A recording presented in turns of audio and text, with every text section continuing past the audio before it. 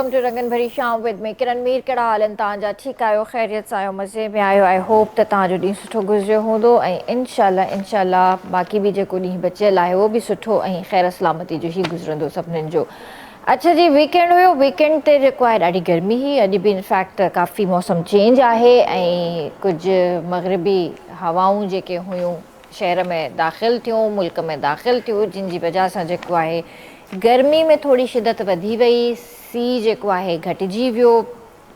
पर अॼु जेको आहे मां हिकिड़ी रिपोर्ट पढ़ी मेटोलॉजिस्ट जी, उन्हनि जो इहो ई चवणु आहे त भई हीअ जेके हवाउनि जो जेको सिलसिलो जेको हुयो उहो रातो की राति में निकिरी वेंदो पाकिस्तान खां ॿाहिरि ऐं वरी जिथे मथे बर्फ़बारी जो सिलसिलो थी रहियो आहे। क्वेटा में बरसाति थी आहे, काफ़ी ॿिनि जायुनि ते जीअं मींहुं वसियो आहे त उन जो जेको असरु आहे उहो 3 खां 4 ॾींहंनि जे अंदरि पाकिस्तान में दाख़िल थींदो ऐं हिकु शदीद जेका लहर चइजे सर्दीअ जी उहा सिंध में बि दाख़िल थी सघे थी।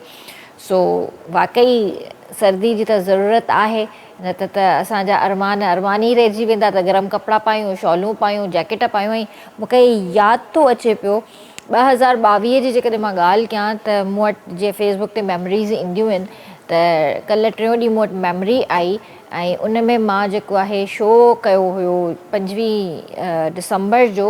उन में मूंखे वेलवेट जो ड्रेस पातल आहे ऐं मां हैरान पई थियां त यानी एतिरो सीउ हुयो जो मां वेलवेट जो ड्रेस पाए करे मां शो कयो आहे। ऐं अॼु 2025 आहे ऐं दिसंबर जो उहो ई महीनो आहे ऐं सीउ कोन्हे को। त इहा बि अल्लाह जी हिकिड़ी मर्ज़ी आहे, कुदरती निज़ाम आयो बि हिकिड़ो, हिन में कुझु बि नथा करे सघूं। पर दुआ इहा ई आहे त सर्दियूं अचनि, इंजॉय कयूं। ऐं बरसाती मौसम थो लॻे 2-3 ॾींहंनि खां जेको आहे अहिड़ो अजीब मौसम, घिमियल मौसम आहे जो ईअं थो लॻे ॼण मींहुं वसंदो, पर मींहुं वसियो ई न आहे। हिते हा गवादर वारे पासे कुझु बरसाती सिलसिलो ॾिसण में आयो, बाक़ी हिते जेको आहे असां पंहिंजी सिंध में जेकॾहिं चऊं त बरसाति कोन थी आहे। अपर पंजाब में थी आहे, अपर ॾीर में थी आहे, इन्हनि पासनि लाइ थी रही आहे। बाक़ी हिते अञा ताईं मतिलबु फेबररी ताईं ॿुधण में अचे थो त मींहं जो कोई बि चांस कोन्हे को।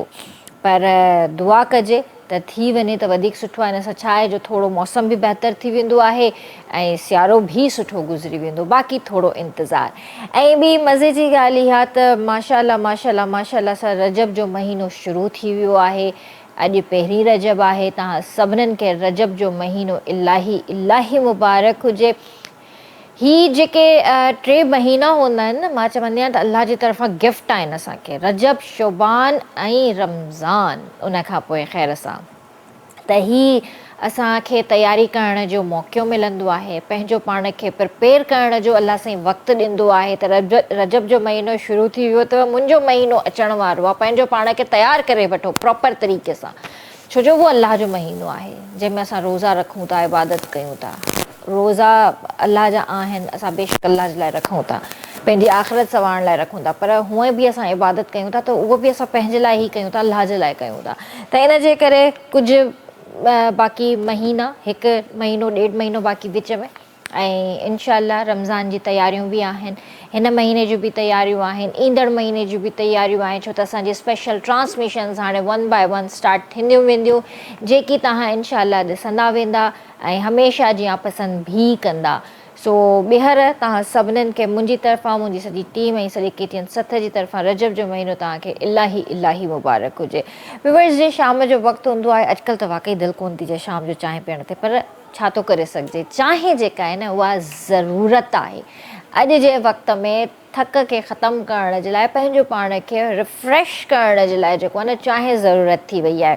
पर चांहि पियो, पर एॾी बि न पियो, थोरी पियो, पर उनखे इंजॉय करे पियो। जॾहिं हुजे टपाल मेज़बान गॾु त पोइ चांहि जो जेको मज़ो हूंदो आहे न उहो डबल ट्रिपल थी वेंदो आहे। टपाल मेज़बान सिंध की नंबर 1 चाय वापस लाया है अपने सारिफीन के लिए। टपाल मेज़बान जश्न जमालो कैंपेन। टपाल मेज़बान जश्न जमालो में हिस्सा लेने के लिए सारिफीन टपाल मेज़बान जश्न जमालो का कोई भी पैक खरीदें, अपनी मालूमात पैक पर दिए हुए कूपन पर दर्ज कर दें और करीबी टपाल मेज़बान जश्न जमालो के ड्रॉप बॉक्स में डाल दें और मौका पाएं टीवी गेम शो टपाल मेज़बान जश्न जमालो में हिस्सा लेने का। त जी हाँ, टपाल मेज़बान तव्हांखे ख़बर आहे त सिंध जी नंबर 1 चांहि आहे ऐं तव्हां उनखे जेको आहे ठाहियो, इंजॉय कयो, पाण बि पियो, ॿियनि खे बि पीआरियो ऐं इन जो रंग ज़ाइको ख़ुशबू जेको आहे तमामु घणो मुनफ़रिद आहे, सभिनीनि खां अलॻि चांहि आहे ऐं इन ई करे त चवंदा आहियूं त टपाल मेज़बान सिंध जी नंबर 1 चांहि आहे। ऐं तव्हां टपाल मेज़बान जश्न जमालो जो हिसो बि थी सघो था, ढेर सारा क़ीमती इनाम खटे सघो था। करिणो तव्हांखे सिर्फ़ु ऐं सिर्फ़ु इहो आहे त टपाल मेज़बान जश्न जमालो जे पैक ते तव्हांखे पंहिंजी डिटेल्स विझी भर वारे ड्रॉप बॉक्स में विझणियूं आहिनि।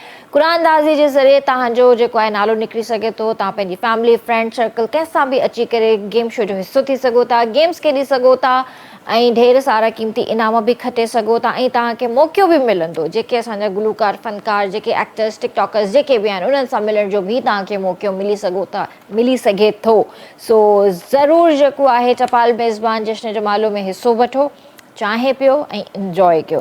ऐं मां तव्हांखे ॿुधाइणु चाहींदसि त असां सां गॾु स्टूडियो में मौजूदु आहिनि सईद अहमद शेख साहब, जेके एजुकेशनिस्ट आहिनि, director planning and development Karachi university. उन्हनि खे भली कार कंदासीं। अस्सलाम वालेकुम सर। वालेकुम अस्सलाम। कीअं आहियो? बिल्कुलु ठीकु, तव्हां ॿुधायो? अल्हम्दुलिल्लाह, मां बि बिल्कुलु ठीकु आहियां, अलाह जो शुक्र आहे। सर, एजुकेशन ते ई ॻाल्हाइणो आहे अॼु, जीअं माशाल्लाह तव्हां अॼु आया आहियो त सभिनि खां पहिरियां जेको हिकिड़ो कॉमन क्वेश्चन आहे, एजुकेशन सिस्टम जेको पाकिस्तान जो आहे, केतिरा मुतमईन आहियो? हक़ीक़त इहा आहे त हिन सिस्टम खे ॾाढो रीवैम्प करण जी ज़रूरत आहे ऐं असां हिन सिस्टम खे जेको आहे हिन जी अगरि तव्हांखे इहा मैनिफेस्टेशन खपे त असां किथे आहियूं त पंहिंजी इंटरनेशनल रैंकिंग ॾिसो, जिथे असां हज़ारनि में बि न आहियूं। ऐं उनजी वजह इहा आहे त असां उहो ई सिस्टम एजुकेशन जो सालनि खां सदियुनि खां पियो हले थो। कोई करिकुलम डेवलपमेंट ते कमु कान्हे थियो, कोई फैकल्टी डेवलपमेंट ते को एज सच जेके चइजे घणो को कमु कान्हे थियल। ऐं इंफ्रास्ट्रक्चर जी जिते ॻाल्हि कजे त उहो बि एतिरो एडिक्वेट कान्हे जो पंहिंजनि असां ॿारनि खे पढ़ाए सघूं। ऐं ॿी हिकिड़ी जेका इम्पॉर्टेंट ॻाल्हि आहे उहा डाइवर्सिटी कान्हे। तव्हां अगरि पाकिस्तान खां ॿाहिरां जे तालीमी निज़ाम खे ॾिसो त तव्हां उन्हनि जे कोर्सिस एंड सब्जेक्ट्स ॾिसी हैरान थी वेंदो त उहो कहिड़नि कहिड़नि डिसिप्लिन्स में ग्रेजुएशन मास्टर्स था कनि। असां वटि अञा ताईं उहे टिपिकल सेक्टर्स आहिनि ऐं असां उन्हनि मां ई ॿाहिरि कान निकिता। त हिकिड़ो त ज़रूरत इन शइ जी बि आहे त we need to introduce diversification in our academic systems. ऐं प्लस इहो आहे त पोइ उन सां गॾोगॾु डेफिनेटली असांखे फैकल्टी डेवलपमेंट प्रोग्राम बि शुरू करणा पवंदा ऐं उन्हनि सभिनी खे अंडर वन रूफ आणण लाइ you need to create more infrastructure to accommodate those students. सही ॻाल्हि आहे। अच्छा, तव्हां वारो जेको वक़्तु हुयो ऐं हाणे वारो जेको वक़्तु आहे, इन में एजुकेशन केतिरी एडवांस थी आहे? ॾिसो, असां वारो वक़्तु अगरि तव्हां पुछो मूंखां त उहो त वक़्तु उहो हूंदो जो क्लास में वेही करे बोर्ड ते लिखंदा हुआ टीचर्स ऐं असां त अहिड़ी एजुकेशन हासिलु कईसीं। ऐं टीचर ईंदो त पढ़ाई थींदी, टीचर नथो अचे त पढ़ाई कान्हे थींदी। ऐं हिकिड़ो स्टीरियोटाइप क़िस्म जी एजुकेशन सिस्टम हो हुते उन ज़माने में। पर अॼु ॾिसो त digital media, digital transformation, digital learning एतिरो अॻिते आहे जो हाणे कंहिं बि सिंध जे इलाइक़े में वञो, ॿहिराड़ी में वञो, कंहिं पासे बि हलिया वञो, तव्हांखे एजुकेशन रिसोर्स हथ में हर वक़्तु मौजूदु आहे। बट तव्हांखे इहो फील न थियो आहे कॾहिं त जेको उन वक़्त में जेको टीचर अची ब्लैक बोर्ड ते हिकिड़ी डायग्राम ठाहींदो हुयो या हिकिड़ो कुझु सम्झाईंदो हुयो, लिखंदो हुयो, उहो ॿारनि खे चङी तरह सम्झ में ईंदो हुयो, बजाए जो अॼु लेक्चर्स था ॾिजनि? न, ॾिसो, हर वक़्त जी ज़रूरत आहे। मां सम्झां थो उहा उन वक़्त जी ज़रूरत हुई बिकॉज़ दे नेवर हैड अदर ऑप्शन्स। ठीकु आहे। इहा ॿी ॻाल्हि आहे त उन वक़्त जा असांजा जेके उस्ताद आहे उहे ॾाढा कमिटेड हूंदा हुआ पंहिंजे स्टूडेंट्स सां, पंहिंजे एकेडमिक प्रोग्राम सां ऐं महिनत सां कमु कंदा हुआ, महिनत कराईंदा हुआ। ऐं डेफिनेटली हाणे छो जो वक़्तु ॿियो आहे त तव्हांखे वक़्त सां चेंज थियणो पवंदो।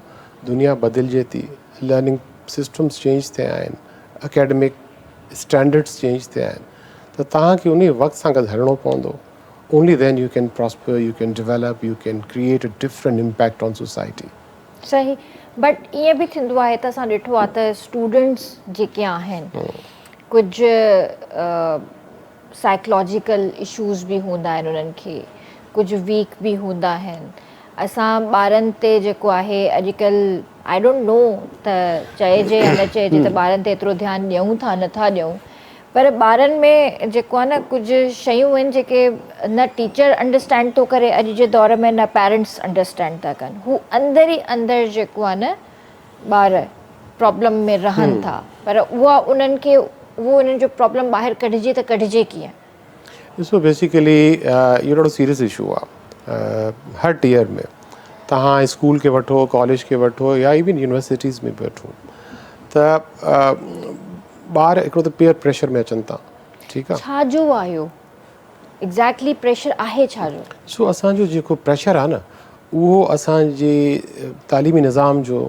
एग्रेसिव हुअणु आहे ॿारनि ते एतिरो प्रेशर था विझनि त in most of the cases ॿार कॉपअप नथा कनि पोइ हिते रहिजी था वञनि ऐं वरी ॿारनि खे ॾिसो त ॿार बि this a complete divide between urban and rural education system उहे ॿार जेके रूरल बैकग्राउंड मां अची करे अर्बन सेंटर्स में अचनि था ऐं हायर एजुकेशन वग़ैरह वठनि था डेफिनेटली उन्हनि जी उहा मां चवां पॉलिशिंग या उहा ग्रूमिंग कान्हे जेका अर्बनाइज़ ॿारनि जी आहे त उहो जॾहिं उन सिस्टम में उन्हनि सां मैच था कनि त उहो कंपैटिबल पंहिंजो पाण खे नथा सम्झनि कम्युनिकेशन स्किल्स आहे प्रेज़ेंटेशन स्किल्स आहिनि ॿियूं खोड़ शयूं आहिनि पोइ हिकिड़ो त इहो इशू आहे असांजे ॿारनि सां त जेके प्राइवेट सेक्टर मां ॿार पढ़ियल आहिनि ओ ए लेवल्स कयल आहिनि आई बी में पढ़िया आहिनि की ॿार मैट्रिक सिस्टम जा आहिनि उहे जॾहिं प्रैक्टिकली हायर एजुकेशन सेक्टर में अचनि था त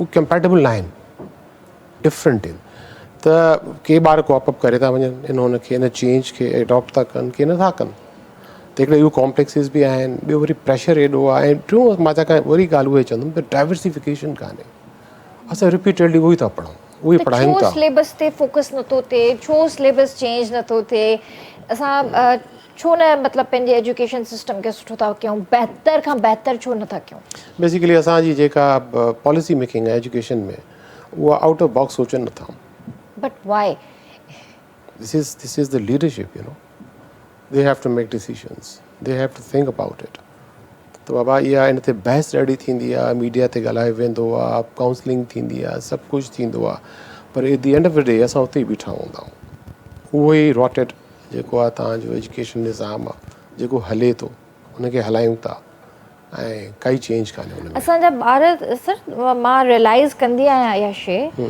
ॾिसंदी आहियां पंहिंजी फैमिली में हेॾां होॾां ॿार थोरा फेडअप आहिनि थोरा इन सिस्टम खां एजुकेशन सिस्टम खां ॾिसो जेके ॿार त प्राइवेट सेक्टर में पढ़नि था they are totally satisfied because उन कंहिं बि तरह सां लोकल सिस्टम खां हिकिड़ो डिफरेंट सिस्टम में उनजी एंट्री थियल आहे कैम्ब्रिज सिस्टम में पढ़नि था उनजो पढ़ण जो तरीक़ो सभु डिफरेंट आहे यू नो इट उहे ॿार जेके मैट्रिक इंट्रस्ट सिस्टम में अचनि था उन्हनि जो एजुकेशनल बैकग्राउंड बि डिफरेंट आहे लर्निंग प्रोसेसिस बि डिफरेंट आहिनि त डेफिनेटली इहो जेको कॉन्फिडेंस आहे न जेको शेक थो थिए उहो इन्हनि ॿिनि सिस्टम जो पैरल हलण सां थो थिए त जेके ॿारनि जी अपब्रिंगिंग थियल आहे हिकिड़ो मैट्रिक इंटर सिस्टम में हिकिड़ो जेको कैम्ब्रिज में पढ़ी अचे थो डेफिनेटली उहे ॿार कंहिं बि तरह सां पंहिंजे एजुकेशन में कंपैटिबल कान्हनि so we need to see it also त बाबा अगरि इहे पैरल सिस्टम हलाइणा आहिनि ऐं अगरि if you agree to that Cambridge system त पोइ बहितर आहे त पंहिंजे सिस्टम खे बि अपग्रेड करे उन लेवल से खणी वञो जिते ॿार इक्वल अपॉर्चुनिटी हुजे learning J point of view खां इन ते कमु करिणो पवंदो सही अॼु जे दौर में तव्हांखे छा थो लॻे त असां जेको पंहिंजे ॿारनि खे एजुकेशन ॾियूं था त उहे हिन सिस्टम मां मतिलबु कीअं था एजुकेट थियनि या त हू रियल लाइफ जे लाइ प्रिपेयर था थियनि डिग्री लाइ प्रिपेयर था थियनि जॉब लाइ प्रिपेयर था थियनि एक्चुअली हू प्रिपेयर छाजे लाइ था थियनि basically it's age of competition तव्हां जिते मीडिया जा फ़ाइदा उते नुक़सान बि आहिनि social media it is up to them और it is up to those people who are using it ठीकु आहे अगरि उन रिसोर्स खे कम जी शयुनि में यूज़ था कयो त डेफिनेटली तव्हां पंहिंजी स्किल्स पंहिंजी एजुकेशन पंहिंजनि सभिनी शयुनि खे इम्प्रूव करे सघो था, पर उहो अगरि उहो रिसोर्स मिसयूज़ थो थिए, कम लाइ नथो थिए, त डेफिनेटली उन्हनि ॿारनि उन्हनि जो यंगस्टर्स जो रस्तो ई ॿियो आहे। त बेसिकली हे जेको ज़मानो आहे, असांखे हिन माइंड सेट खां निकिरणो पवंदो त नौकिरियूं करणियूं ॿारनि खे, नौकिरियूं कराइणियूं आहिनि, स्किल डेवलपमेंट जो वक़्तु आहे, जेको कमु अचे उन में निकिरी वञे। ये एजुकेशन वग़ैरह तव्हांजी तालीम ज़रूरी आहे उन स्टेज ताईं पुॼण लाइ जेसि ताईं तव्हां में हिकिड़ो सेंस ऑफ अचीवमेंट हुजे। पर सर असां बीइंग ए पेरेंट्स असांखे जेको आहे न पंहिंजे ॿारनि खे हर वक़्तु इहा शइ बि विझणु सही न आहे, पढ़ंदव न त सुभाणे नौकिरी कोन करे सघंदव, सुभाणे हे कोन करे सघंदव, सुभाणे मतिलबु घर जो माहौल बि सही करिणो आहे, सिर्फ़ु एजुकेशन खे सही न आहे करिणो, घर जे माहौल खे बि सही करिणो आहे। जेके सॉरी जेके असांजी टिपिकल जेके मदर्स जेके इहे ॻाल्हियूं कंदियूं आहिनि, ॿारनि जे ज़हननि में मतिलबु इहे शयूं वेठल आहिनि त भई पढ़णो आहे त कमाइणो आहे, डिग्री हासिलु करणी आहे त कमाइणो आहे, अॻिते हली घर वारनि खे सपोर्ट करिणो आहे, ठीकु आहे कयो, उहो तव्हांजी पंहिंजी हिकिड़ी मर्ज़ी आहे, कयो था नथा कयो, पर पढ़णो सिर्फ़ु इन जे करे आहे त सुभाणे असांखे पंहिंजे पेरेंट्स जो ॿांह ॿेली थियणो आहे ऐं उन्हनि खे जेको आहे असां पढ़ी करे कमाए करे खाराईंदासीं। इहो माइंड सेट त आहे, हमेशह रहियो आहे ऐं रहंदो बि, छो जो ॾिसो न पाकिस्तान जेको आहे it's a big country, population ॾिसो, इशूज़ ॾिसो, असांजा रिसोर्सिस एतिरा कान्हनि जो हर माण्हू कंप्लीटली हर शइ मुहैया करे सघिजे। पर सर असां इहो कोन चवंदा आहियूं त पढ़ंदे त सुठो माण्हू थींदे, सुठो इख़्लाक़ थींदई, पंहिंजे लाइ मतिलबु बहितर फ्यूचर चूज़ करे सघे थो, असां इहे ॻाल्हियूं न कयूं। चेंज जी ज़रूरत आहे, चेंज जी ज़रूरत आहे, पंहिंजे पाण खे बि चेंज करिणो आहे ऐं ॿारनि खे उन कॉम्प्लेक्स ऐं उन प्रेशर में न विझो त उहो सिर्फ़ु इहो सम्झे त मूंखे पढ़ी करे बसि इहे पंहिंजी रिस्पॉन्सिबिलिटीज़ पूरी करणी आहिनि। आई डोंट नो, इलाही माण्हू डिसएग्री बि कंदा, पर मां इहा ॻाल्हि फैक्ट थी चवां पई, ॾिसंदा आहियूं इहे शयूं। ईअं आहे हक़ीक़त आहे, पर इन्हनि सभिनी शयुनि खे चेंज थियणो आहे। हाणे ॾिसो न, हे जेको दौरु आहे हिन वक़्तु, इहो त it's a age of information, तव्हां खां हर माण्हू जे हथ में अॼु तव्हांजे वटि गैजेट्स आहिनि, you can access everything that you want. या तव्हां यादि कयो न जेका 20 साल पहिरियों छा हुयो, कुझु न हुयो, हाणे information is just a click away, तव्हांखे जेका इंफॉर्मेशन खपे ऑन योर फिंगर टिप्स। ऐं इहो सिर्फ़ु असांजे अर्बन एलीट या अर्बन सोसाइटी में कान्हे, तव्हां रूरल एरियाज़ में हलिया वञो, हाणे त एवरी ट्रेडमैन, तव्हांजे घर में अचण वारी मासी बि यूज़ थी करे, मासी मुंहिंजे ड्राइवर वटि आहे, मुंहिंजे नौकर वटि आहे, सभिनी वटि आहे, हिकिड़ी ज़रूरत बि आहे ऐं हिकिड़ो स्ट्रॉन्ग रिसोर्स बि आहे, ऐं जेके सभु यूज़ कनि था मां ॾिठो आहे, त इनखे बेस्ट यूज़ कयो वञे, पंहिंजे बेनिफिट लाइ यूज़ कयो वञे। इहो ई उहो रिसोर्स आहे जिते तव्हांजी सेल्फ एम्प्लॉयमेंट जनरेट करे सघो था। ई कॉमर्स आहे, ई ट्रेडिंग आहे, एॾा एवेन्यूज़ आहिनि, ऐं ॿारनि खे उहो तव्हां वरी ॻाल्हि वरी घुमी करे चवां त ॿारनि खे इन शइ ते न तयारु कजे त भई तव्हांखे बसि हे बोझ खणणो आहे सॼो ऐं पढ़णो आहे इन करे जो because you have to earn.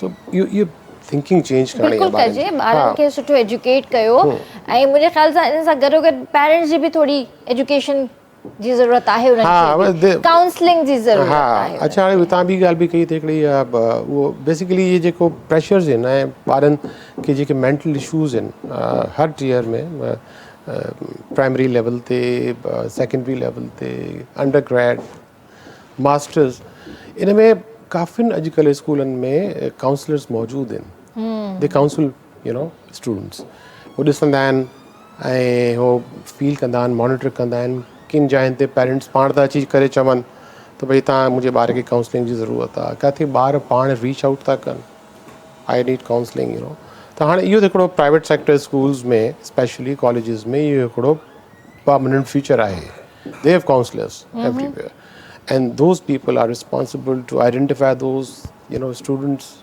who they think are in need of this counseling, पोइ उनखे घुराए करे उनजा सेशन्स हुते थियनि। त हिकिड़ो इहो ॾाढो सुठो आहे जेको अञा गवर्नमेंट सेक्टर में कान्हे थियो, प्राइवेट सेक्टर त काफ़ी अर्से खां कम इहो हलाए थो। सो इन क़िस्म जा जेके आहिनि इंटरवेंशन्स जेके आहिनि इहे अल्टीमेटली हेल्प कंदा ॿारनि जी ग्रोथ, ॿारनि जी डेवलपमेंट में, only then they can create some impact. बिल्कुल बिल्कुल मुझे ख़्याल से ये काउंसलिंग भी थियण खपे, थेरेपीज़ भी थियण खपनि ॿारनि जूं, थेरेपीज़ भी थियण खपनि, स्पीच थेरेपीज़ आहिनि उन में, इलाही सारी थेरेपीज़ थियनि थियूं ऐं उन सां इहो आहे त ॿार खे जेको आहे न मोटिवेशन बि मिलंदी, ॿार अॻिते बि वधी सघंदो। सही था चओ तव्हां, बिल्कुलु ईअं ई आहे। ईअं ई थियण बि घुरिजे, ईअं मुंहिंजे ख़्याल सां थोरो असांखे अञा वधीक एडवांस थियण जी ज़रूरत आहे। न बिल्कुलु, it's a continuous learning process. Exactly, we should not stop it. तव्हां इन उन में जेतिरो इनोवेशन खणी अची सघो था पंहिंजे एजुकेशनल सिस्टम्स में, पॉलिसीज़ में, करिकुलम में, टीचिंग फैकल्टी उन्हनि में, ऐं तव्हां पंहिंजी फैकल्टी डेवलपमेंट प्रोग्राम्स शुरू कयो। बिल्कुलु। ऐं इहो त इहा शइ कान्हे जेके रुकणु खपे, and U should replicate those good systems, educational systems which are in place elsewhere. Sir इते ब्रेक था वठूं, ब्रेक खां पोइ बिल्कुलु, ॻाल्हियुनि खे कंटिन्यू था कयूं। जी व्यूअर्स, त वक़्तु आहे ब्रेक जो, कारे न वञिजो, जल्दी हाज़िर था थियूं।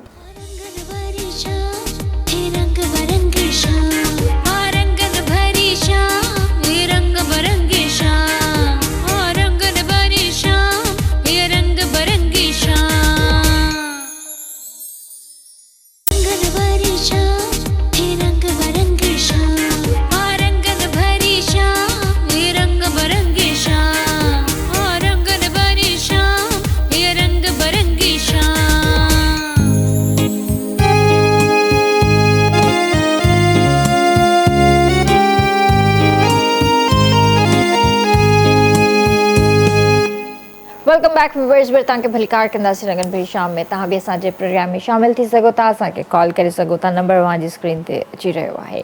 सर इहो बि ज़रूरु ॿुधायो त हीअं जेका तव्हांजी करंट जॉब आहे त इन में तव्हां छा छा करे रहिया आहियो, कहिड़ी कहिड़ी फैसिलिटीज़ तव्हां ॾेई रहिया आहियो?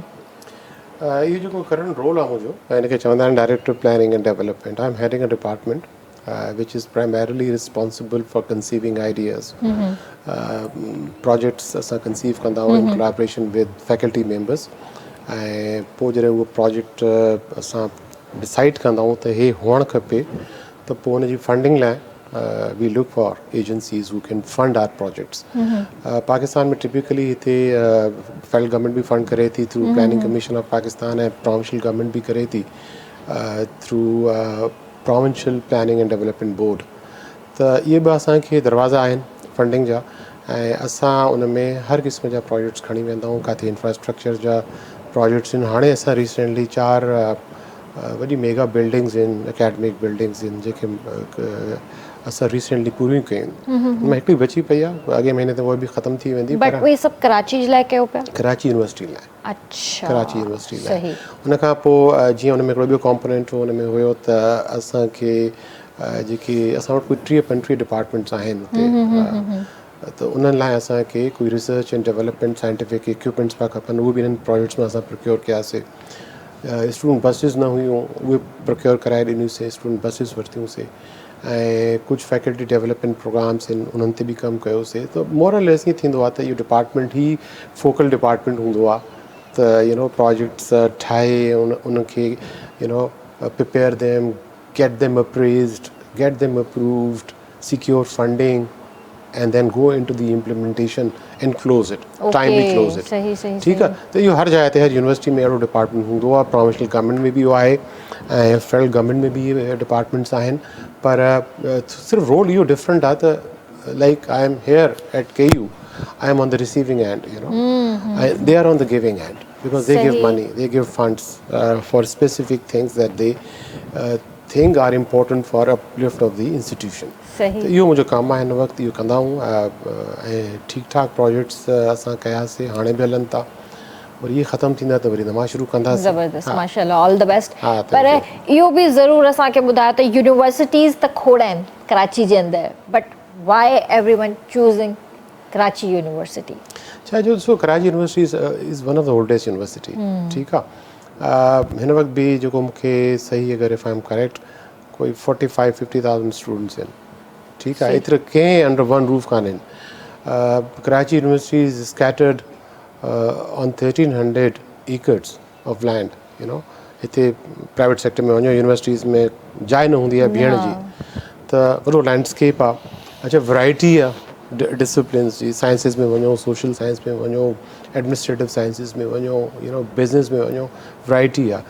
पर टॉप ऑफ इट जेका शइ इम्पॉर्टेंट आहे उहा इहा आहे त it's a public university, so public जी यूनिवर्सिटी होने करे छा आहे जो your tuition fees and everything is subsidised, you know private sector खे कंपेयर कंदो त ॾाढो मथे आहे उहो। सही त इहे ज़ाहिरी ॻाल्हि आहे हिकिड़ी मार्जिनलाइज़ सोसाइटी लाइ ठहियलु आहे, ताकी उहे अफोर्ड करे सघनि, इंफ्रास्ट्रक्चर यूज़ कनि, फैकल्टी प्रोग्राम्स में यू नो अचनि डिफरेंट हुन में, त तंहिं करे डेफिनेटली वॾो हिसो आहे कराची यूनिवर्सिटी जो, you know when it comes to student enrolments. सही ऐं सॼे पाकिस्तान खां था अचनि, बलूचिस्तान खां, पिशावर खां, गिलगित बल्तिस्तान खां, हर पासे खां अचनि था स्टूडेंट्स। सही सही ज़बरदस्त। अच्छा, चयो वेंदो आहे त पढ़ाई जी का उमिरि न हूंदी आहे, तव्हां हर उमिरि में पढ़ी सघो था, पर मां खोड़ माण्हू अहिड़ा बि ॾिठा आहिनि जेके वाक़ई पंहिंजी काफ़ी एज गुज़ारण खां पोइ उन्हनि खे रियलाइज़ थींदो आहे त असांखे एजुकेशन हासिलु करणु घुरिजे। जेकॾहिं असां मैट्रिक खां पोइ पंहिंजी पढ़ाई छॾे वेठासीं त असांखे इंटर करणु घुरिजे, हे करणु घुरिजे, पर मुआशिरो उन्हनि खे एक्सेप्ट न कंदो आहे,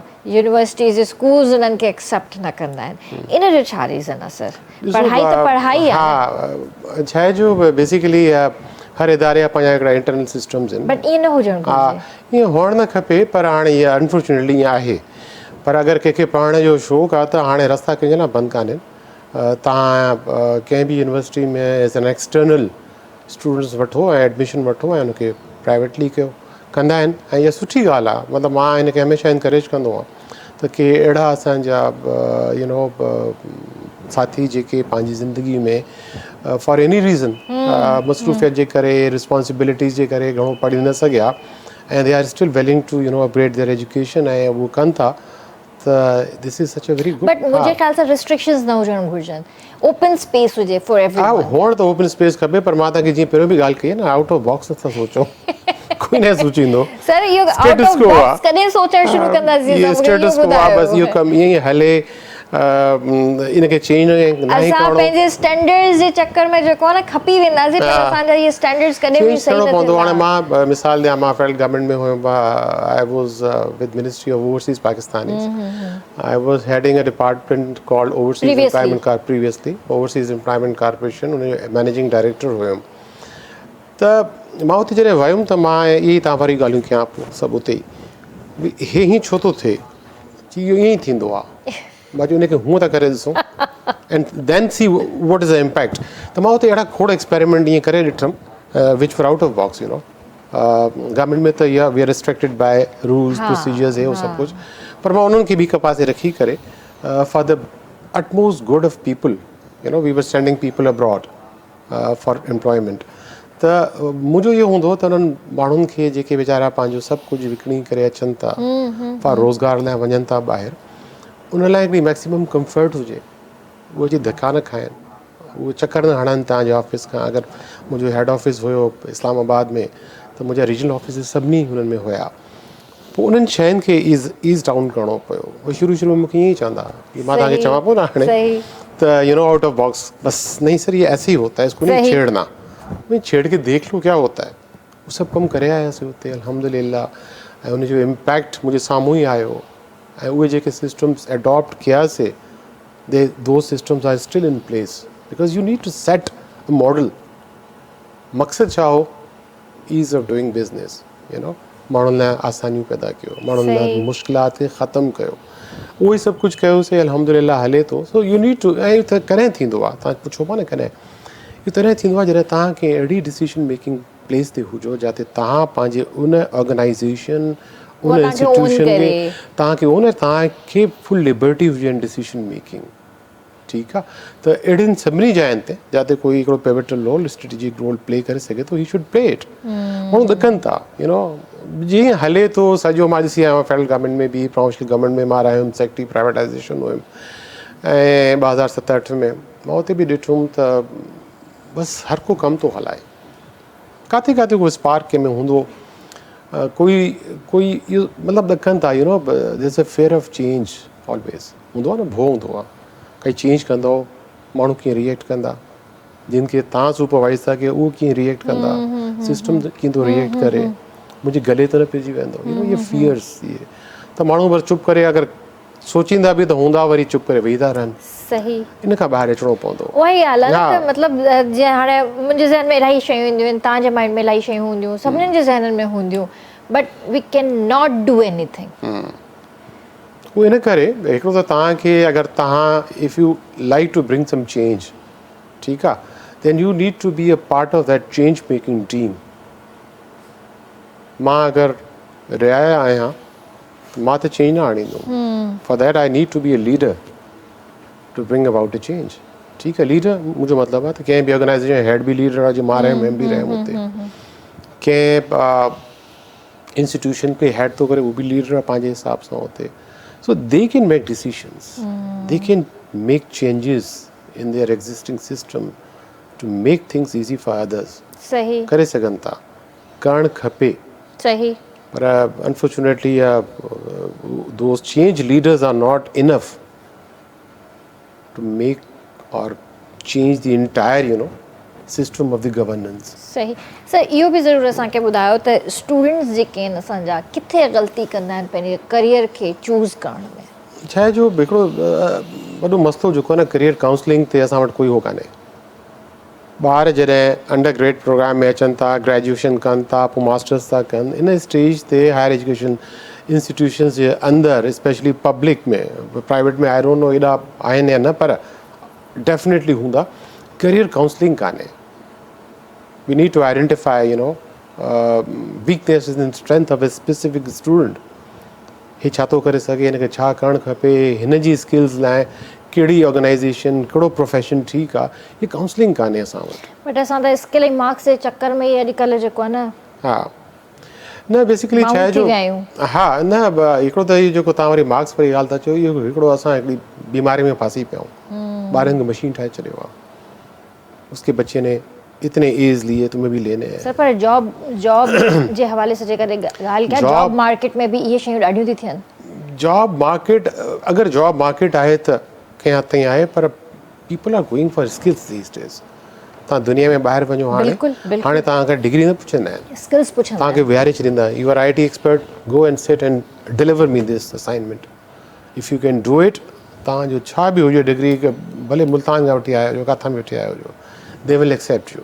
दे वॉन्ट टू सी त जेके माण्हू खे तव्हां हायर था कयो, कैन डिलीवर आहे, हा डिलीवर करे थो, उन डिग्री हुजे न हुजे. किन जॻहियुनि ते मां इहो बि ॾिठुमि त बग़ैर हुनजे बसि दे नीड स्किल्स. तव्हांखे विहारियूं, तव्हां उहो कमु करे ॾियो, तव्हां कमु करे वेंदो, हुनखे ॿिए कंहिं शइ जी ज़रूरत कान्हे.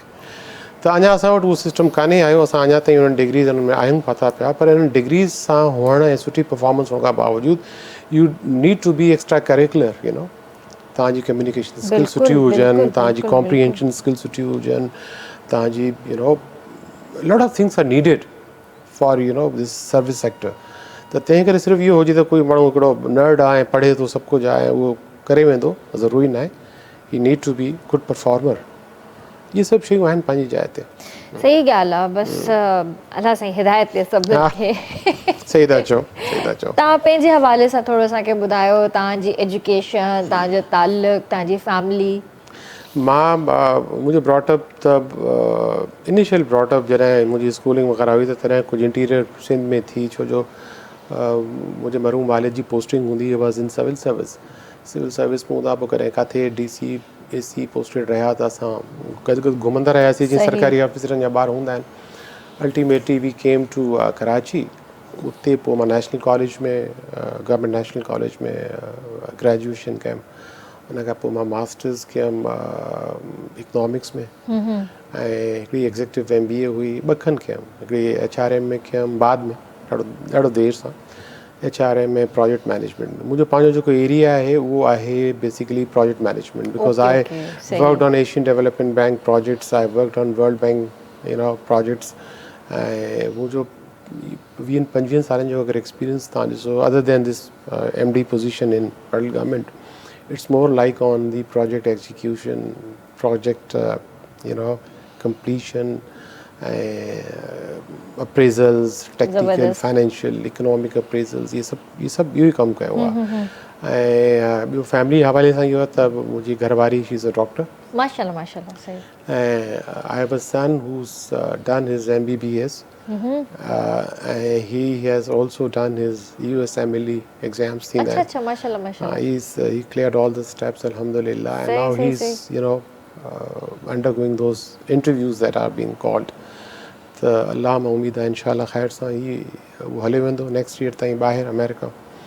ऐं पोइ मुंहिंजी 2 धीअर आहिनि। हिकिड़ी धीअ मुंहिंजी हबीब मां उन कई सोशल पॉलिसी में ऐं कुझु अर्सो कमु कयईं NGO सां गॾु, ऐं हिकिड़ी नंढी आहे उहा अञा हाणे यूनिवर्सिटी में वई आहे। सही सही। This is how my family is. माशाल्लाह माशाल्लाह, ज़बरदस्त। त ऐं मां I am kind of family man. I don't have much of my social life. I don't interact too much with पीपल।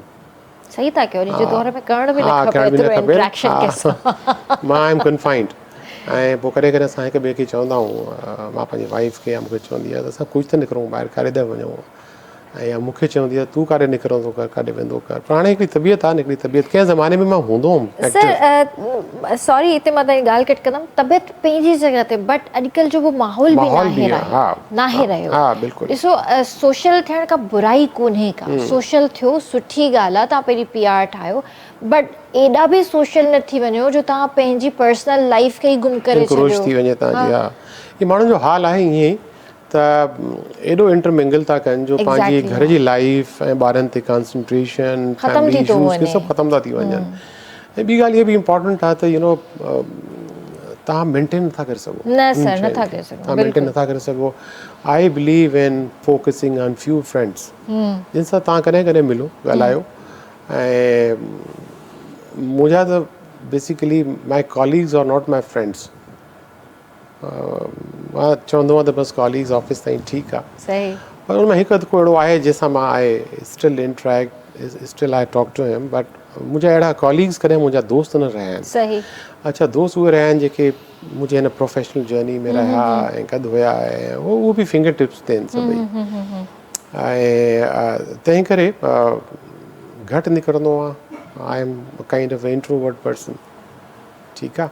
ऐं but I like it, I like it the way I. सही आहे न, पंहिंजी हिकिड़ी पर्सनल लाइफ आहे, पंहिंजो personal space आहे, तव्हां एंजॉय कयो था, दैट्स गुड। मां पंहिंजी फैमिली में पंहिंजनि ॿारनि सां अल्हम्दुलिल्लाह आई एंजॉय एवरी मोमेंट, ठीकु आहे। That's good. हा, एवरी वीकेंड अगरि काॾे निकिरंदासीं असां गॾु निकिरंदा। सही सही। काॾे प्लान हूंदो मुंहिंजो, मां अकेलो कॾहिं एंजॉय न करे सघंदो। सही।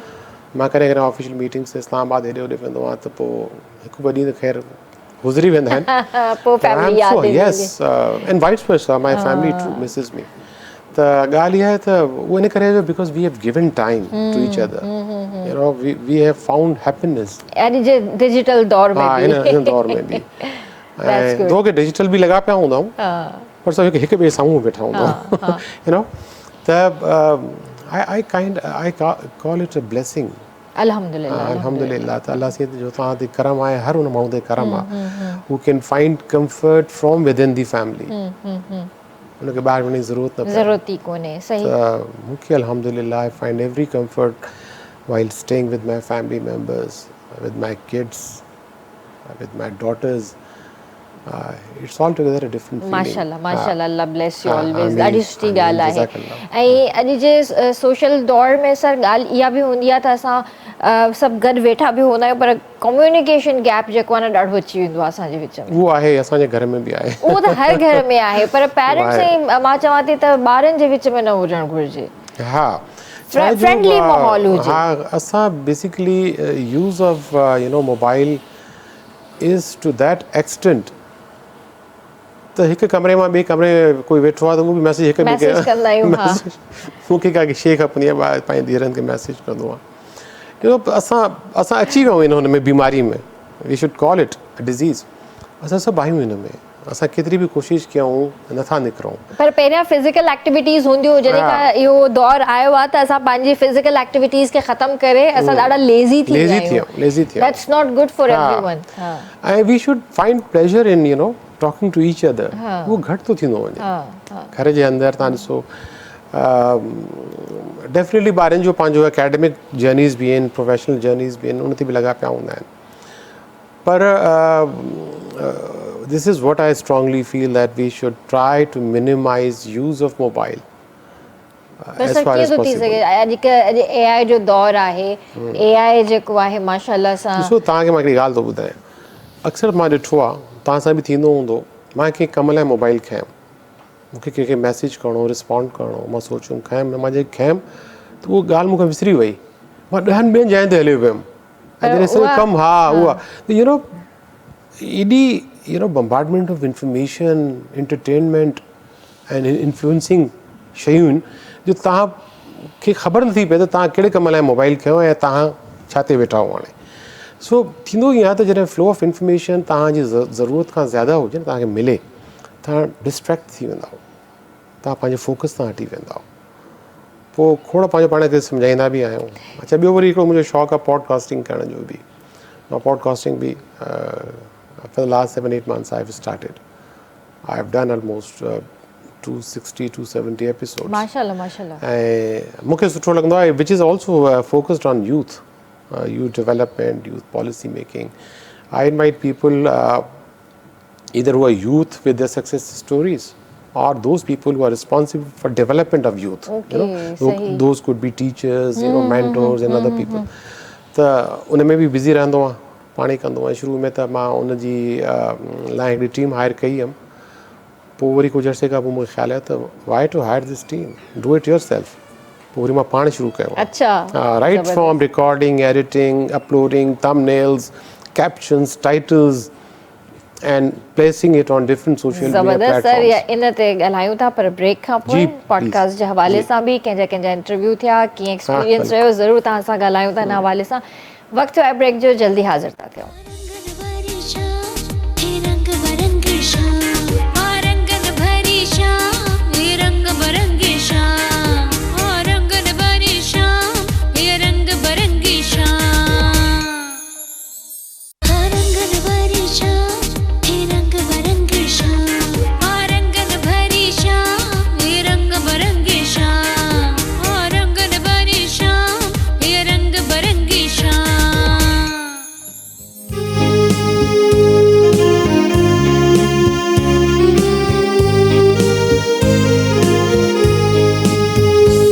तव्हांखे भरी कार कंदासीं रंगनि भरी शाम में। ऐं मूं वटि जेको आहे हिकिड़ी ख़ुशख़बरी आहे असांजे जेके हारी भाइर आहिनि उन्हनि जे लाइ।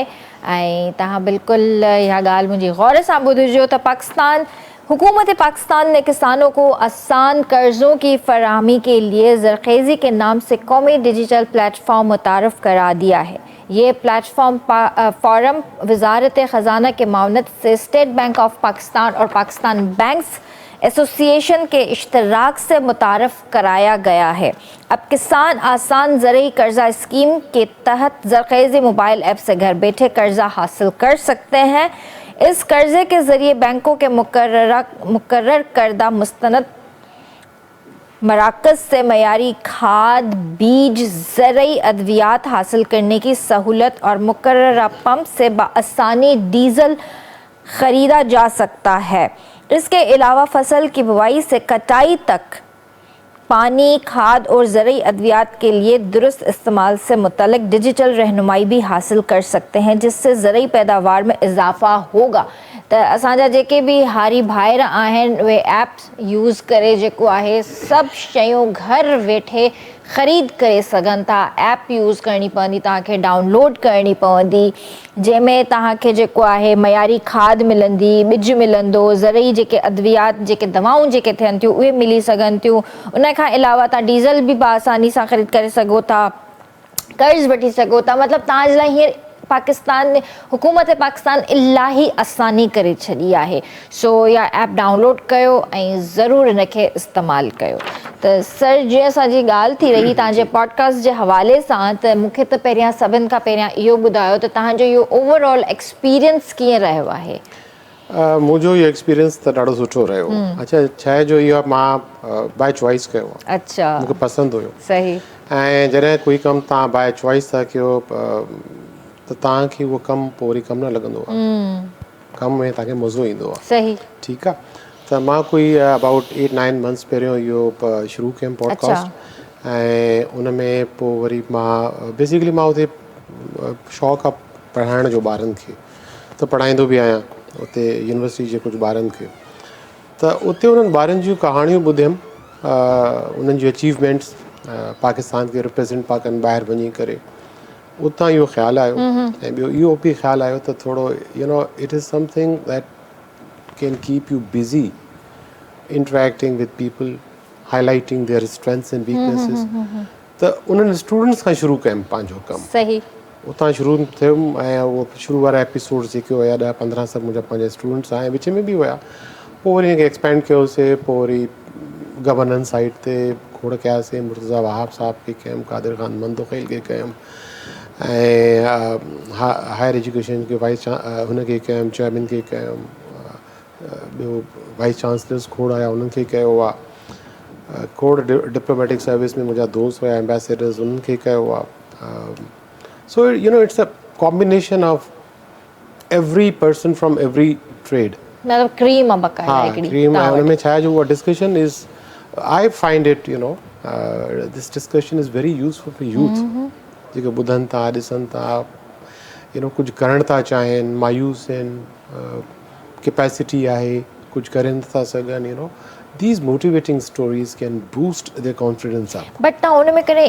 अहिड़ा टॉपिक्स चूज़ कया कुझु अहिड़ियूं शयूं तव्हां हुन में ॻाल्हायूं त जीअं असां वटि अनएम्प्लॉयमेंट तमामु घणी आहे students they have degrees but they don't have jobs here ऐं मतिलबु ॿाहिरि बि वञणु चाहिनि था फैसिलिटीज़ कोन्हनि के असां न आहिनि उहे छा कनि ॾिसो बेसिकली जीअं पहिरियों बि तव्हांखे चयुमि त it's a question of demand and supply we have a lot of supply but we have a limited demand for every trade हाणे प्रोड्यूस घणा करे विया आहियूं अपॉर्चुनिटीज़ श्रिंक थी वियूं डेफिनेटली हर सेक्टर में उहो गवर्नमेंट सेक्टर हुजे प्राइवेट सेक्टर हुजे पोइ उन्हनि में थिए छा थो त जेके बिल्कुलु आउटस्टैंडिंग कैंडिडेट्स आहिनि they get a chance to serve in private sector और पब्लिक सेक्टर त ज़ाहिरी ॻाल्हि आहे जेतिरा निकिरनि था ॿार असांजा ओतिरियूं अपॉर्चुनिटीज़ कान्हनि तॾहिं मां बार बार बि चवां थो त स्किल डेवलपमेंट ते कमु कजे पंहिंजो कमु कनि सेल्फ एम्प्लॉयमेंट में वञनि साल न 2 साल न 3 सालनि में थोरो करे वेंदा जो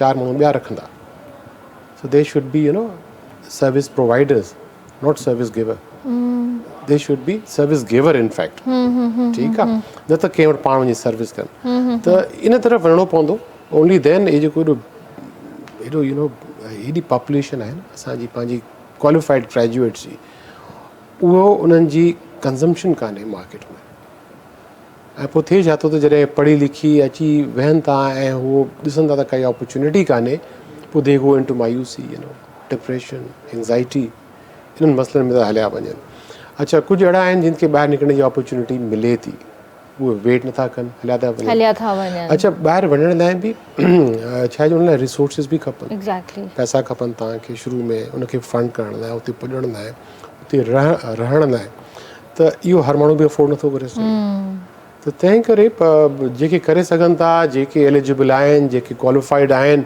उहे निकिरी था वञनि असां डॉक्टर्स मोकिलींदा हुआसीं हर साल 2-2 टे हज़ार डॉक्टर्स हितां वेंदा हुआ through my agency which was OEC ऐं थ्रू प्राइवेट सेक्टर एज़ वेल ऐं उहे सऊदी गवर्नमेंट मां ईंदा हुआ डेलीगेशन्स रेगुलरली हर विज़िट ते एवरी 4th मंथ हो जेको आहे आराम सां 1000-1200 डॉक्टर्स खणी वेंदा हुआ सही पहिरियों त सिर्फ़ु जनरल प्रैक्टिशनर्स खणंदा हुआ GPs जेके असां चवंदा आहियूं पर पोइ दे सब्सिक्वेंटली कॉन्संट्रेटेड ऑन कंसल्टेंट हाणे असां वटि क्रीम थी ॿाहिरि वञे सभई जेके हिते सर्व करणु खपनि पाकिस्तान में ज़रूरत आहे पर छा जो हिते एॾियूं अपॉर्चुनिटीज़ ईअं कान्हनि they are highly paid in case रहण बि फ्री अथनि एॾियूं सुठियूं पघारां अथनि जो चवनि था ठीकु आहे असां 5-7 साल बि कमु कयोसीं our families and everybody will prosper specially Dubai Saudi वारे पासे इहो तमामु घणो असांजो आहे ई गल्फ जॉब मार्केट जेको आहे गल्फ में आहे या मिडल ईस्ट में तव्हां सम्झो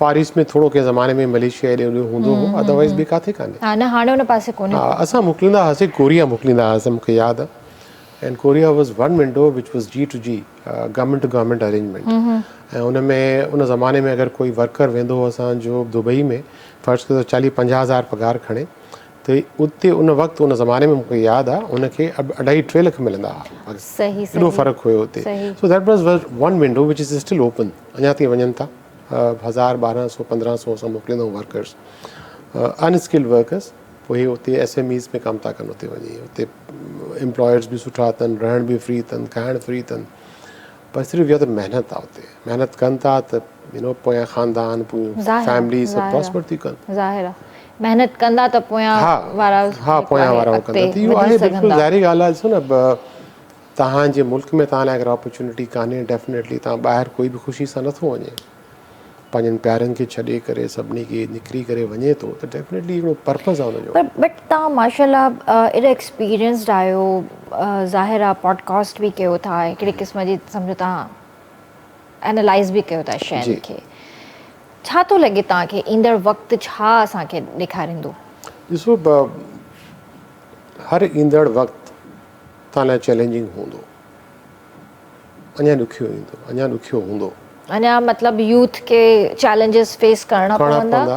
बिकॉज थिए छा थो जो हिन मुल्क जो सभिनी खां वॾो मसइलो पॉपुलेशन आहे, रिसोर्सिस उहो कान्हनि न हेल्थ में, न एजुकेशन में, सैनिटेशन में, ऐं इहा पॉपुलेशन ग्रोथ रैपिड हुन सां वधे थी पई। त तव्हां ॾिसो त जीअं पॉपुलेशन वधंदी तव्हांजा एजुकेटेड क्लास बि घणी निकिरंदी, अपॉर्चुनिटीज़ उहे ई आहिनि, श्रिंक थियल आहिनि, त चैलेंजिस त ईंदा।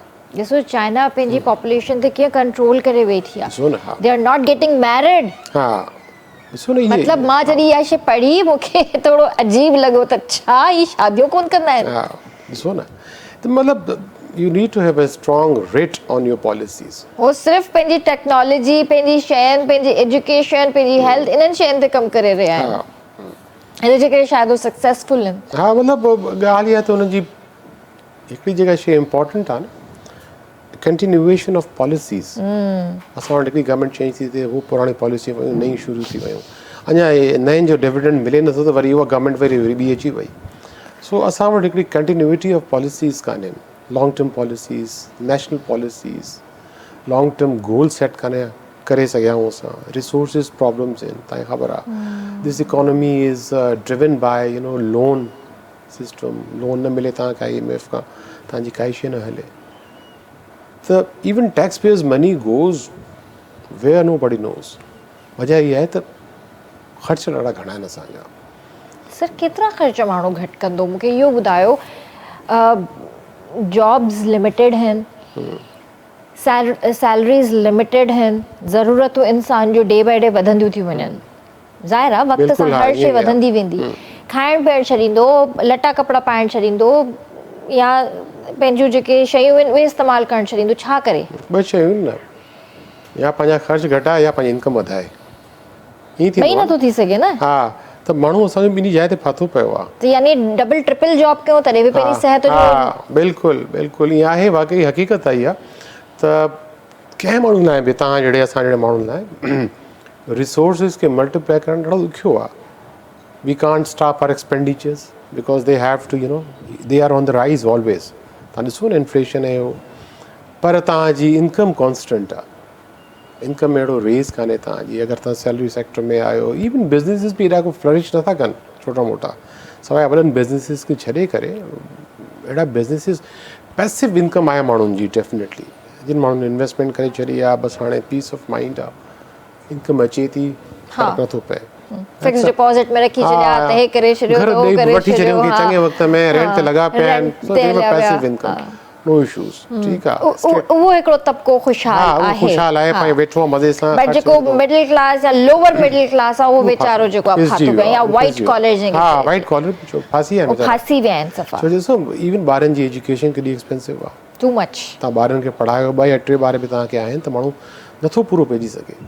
तव्हां चाहियो त बेस्ट एजुकेशन ॾियूं, best education I private sector में, तव्हांखे प्राइवेट सेक्टर थो वञिणो पए, उहो वरी एक्सपेंसिव केॾो आहे तव्हां ॾिसो, त डिफिकल्ट आहे। त मां इहो पियो चवां त life will keep on multiplying with problems, so we have to foresee everything, though we should keep our fingers crossed.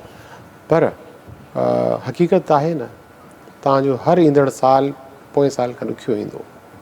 Let's hope for the best. Let's hope for the best. तव्हांखे 26 सां छा उमेदूं आहिनि? ज़ाहिर आहे 26 अचण वारो आहे, 25 खे असां कुझु ॾींहंनि में अलविदा कंदासीं, त तव्हांजूं छा मतिलबु हिकिड़ी एक्सपेक्टेशंस आहिनि? 26 खां पोइ वरी 27 अची वेंदो।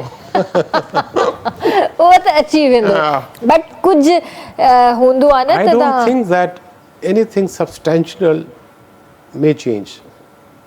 सभु ईअं रहंदो, मूंखे नथी नज़र अचे। अलाह साईं करे, रब साईं करे को अहिड़ो असां सां माण्हुनि सां चङाई थिए।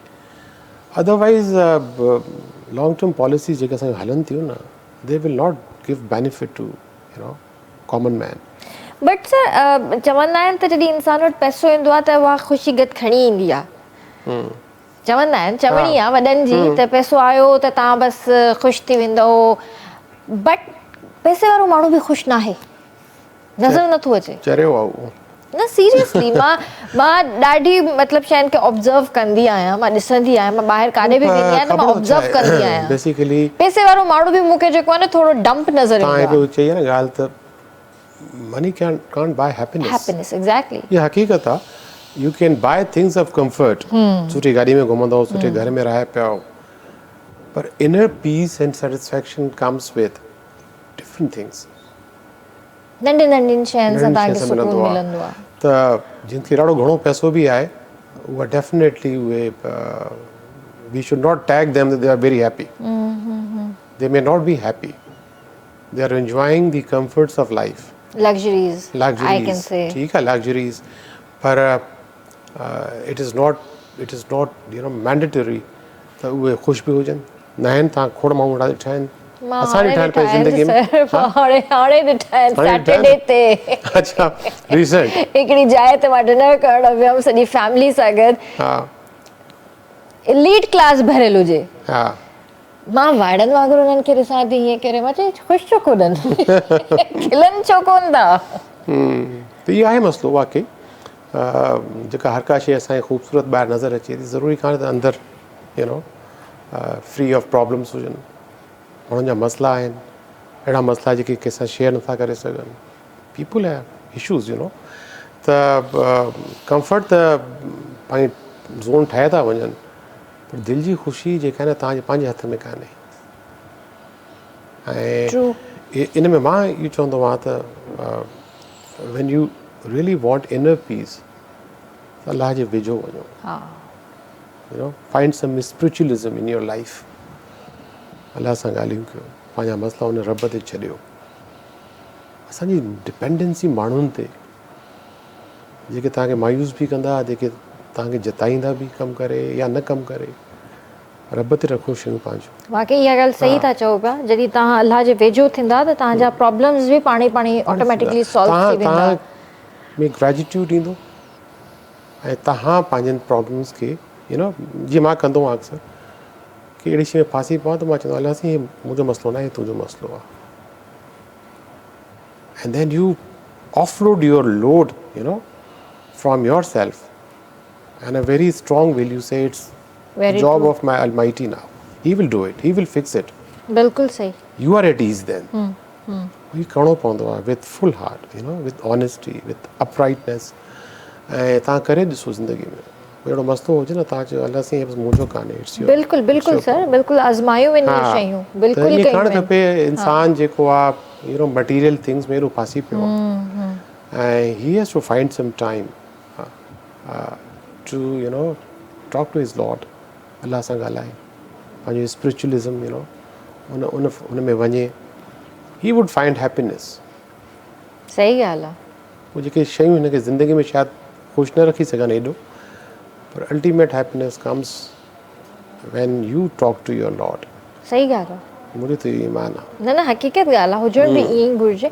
बट तव्हां इहो बि असांखे ज़रूरु ॿुधायो त जीअं तव्हांजी लाइफ जी एतिरियूं अपॉर्चुनिटीज़ रहियूं, एतिरी अचीवमेंट्स रहियूं, एतिरी जॻहियुनि ते तव्हां जॉब कई, डिफरेंट प्लेसिस ते तव्हां रहिया आहियो, कोई अहिड़ो चैलेंजिंग मूमेंट आयो तव्हांजी लाइफ में जंहिंखे तव्हांखे लॻे त हीउ चैलेंज आहे मूं वटि, मुंहिंजे लाइ? Life has always been twist and turns, ईंदा आहिनि ज़िंदगी में त हर जाइ ते तव्हां, पर कंहिं अहिड़े रोल में जिते तव्हां सम्झो त you are truly responsible for every activity that is being undertaking under your command. उहो मुंहिंजो इहो इस्लामाबाद वारो रोल हुयो। ठीकु आहे, जिते मूं ते ॾाढा पॉलिटिकल प्रेशर्स ईंदा हुआ। ज़ाहिरी ॻाल्हि आहे, उहो बि मूंखे चवंदा इन करे आहे त दे कम फ्रॉम डिफरेंट कॉन्स्टिट्यूएंसीज़, ऐं उहो चाहींदा त असां पंहिंजी वोट बैंक खे उन्हनि खे उहो कयूं। ऐं उते मजबूरी इहा हूंदी त मां कंहिंखे बि फैसिलिटेट न करे सघंदो हुउमि other than married. Foreign employed सिफारिश ते त माण्हू न खणी वेंदा न। सही। When they recruit people, they see everything. सही। सो दे डोंट सी त मुंहिंजो मिनिस्टर, मुंहिंजो ही पॉलिटिकल फिगर छा थो चए, पोइ उते ॾाढो ॾुखियो हूंदो सम्झाइणु उन्हनि खे इहो ऐं उन प्रेशर में कमु करणु. सही. That was more challenging when it comes to making them understand that this is my limit. I cannot do anything. उहो ॾाढो चैलेंजिंग कमु हुयो ऐं उते मां जेतिरा इंटरवेंशन्स आणे सघां पोइ अंडर माई डोमेन उहे मां आंदमि सभई. सही सही. लेबर खे फैसिलिटेट करणु, लेबर खे हेरासमेंट खां बचाइणु, ट्रांसपेरेंसी, ऑनेस्टी ऐं एफिशिएंटली कमु करे ॾियणु, मतिलबु not me but my entire team. त उते मूंखे मज़ो बि आयो कमु करण जो. सही. ऐं मूंखे लॻो त I have created some impact मूंखे फील थींदो आहे न तव्हां कुझु कमु कयो आहे त इहो उते मज़ो आयो मूंखे कमु करण. न लाइफ में तव्हां किथे बि जॉब कयो बट जिथे तव्हांखे वाकई अहिड़ी फीलिंग अचे न त yes I have done something good for my self for other person, त उते तव्हांखे लॻंदो आहे त सभु कम सही थी विया आहिनि. हाणे अल्लाह राज़ी आहे. अल्लाह राज़ी आहे. मूंखे मेड़ा कयो हिन नियत सां कयो. ऐं एम्प्लॉयमेंट जो कमु हो न हिते 4 साल रहियासीं, अलाए घणा हज़ार अलाए माण्हू मोकिलियासीं.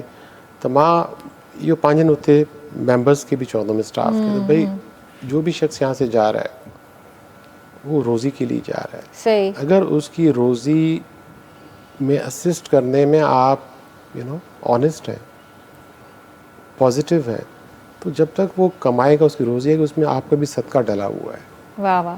So this should be rational. वो गरीब अचन था बेचारा. सही. तव्हां उनखे हैरास करे उनका पैसा पकड़ो हे क्यों. तो इहो दिस आई यूज टू से रिपीटेडली तो यार ट्रेड विद अल्लाह. सर अगर सही माण्हू मिली वञे ॿाहिरि तव्हांखे मोकिले थो त उहा हिकिड़ी सुठी ॻाल्हि आहे न. बाक़ी एजेंट्स जेके तव्हांखे मिलनि था ज़ालिम आहिनि अक्सर, ॾाढो ज़ुल्म था कनि माण्हुनि सां. पर बहरहाल इहो आहे त हर कम खे ईअं करे ॾिसो न त हे मां कंहिंसां चङाई थो कयां अलाह जे करे. बेशक बेशक हर कोई न सोचींदो. हा, ट्रेड विद अल्लाह. अल्लाह सां कारोबार कयो न. तव्हां हुनखे मोकिलियो अल्लाह जे करे, ऑनेस्टी सां कयो, ईमानदारी सां कयो, बेईमानी न हुजे. पोइ बाक़ी ॾियण वारो त हाणे हुन खज़ाने में का कमी कान्हे. बेशक बेशक. अहिड़ा कम कजनि ऐं माण्हुनि खे मोटिवेट कजनि. ज़बरदस्त ज़बरदस्त. Thank you so much sir for your good time and ज़बरदस्त डिस्कशन रही तव्हां सां. लास्ट में असांजी यूथ खे कोई मैसेज ॾियणु चाहींदो? यूथ लाइ इहो ई आहे त basically they should not give up. Life is full of challenges and they should work hard to get their objectives achieved. Give up न कनि. जंहिं शइ खे माइंड में टारगेट रखियो आहे they should constantly pursue that objective. 100%. No matter how you reach there, पर तव्हांजे एंड ते इहो न हुजे त बाबा मां गिव अप करे मां भॼी वियो. Don't retreat. Pursue them. Life must go on. Life must go on. ज़बरदस्त. जी व्यूअर्स, आई होप त तव्हांखे शो पसंदि आयो हूंदो, काफ़ी इंफॉर्मेटिव रहियो ऐं इंशाअल्लाह तव्हां सां सुभाणे मुलाक़ात कंदासीं. तेसिताईं पंहिंजे प्यारनि जो तमामु घणो ख़्यालु रखिजो. मूंखे RBS जी पूरी टीम खे ॾींदा इजाज़त. अल्लाह.